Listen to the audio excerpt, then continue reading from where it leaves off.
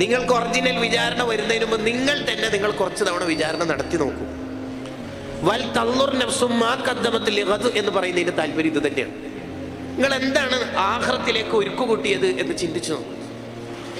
അപ്പോൾ അയാൾക്ക് അല്ലാഹു കൊടുക്കുന്ന ഒരു ആത്മീയമായ ഓഫറിന്റെ ആത്മീയ പേരാണ് യഖ്ലത്ത് എന്നുള്ളത്. യഖ്ലത്ത് എന്ന് പറഞ്ഞാൽ അയാൾ ലൈവിലുണ്ടാവും, എപ്പോഴും കൽബിൽ. മരിക്കുമല്ലോ, ഖബറിൽ ഒറ്റക്ക് കിടക്കേണ്ടതല്ലേ എന്ന പേടി ഇങ്ങനെ വരും. നമ്മുടെ പരലോകത്തെ കുറിച്ച് തന്നെ നമുക്ക് ഭയങ്കര ബേജാറായിരിക്കും.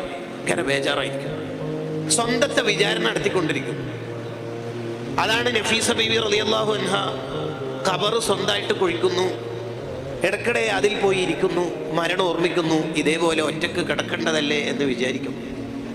സ്വന്തം ശരീരത്തെ ശരിപ്പെടുത്തുകയാണ്, ഷെയ്പ്പ് ചെയ്യുകയാണ്, ചെത്തി മിനുക്കുകയാണ്, രാഗി എടുക്കുകയാണ്, ഖബറിൽ പോയി ഇരിക്കുകയാണ്.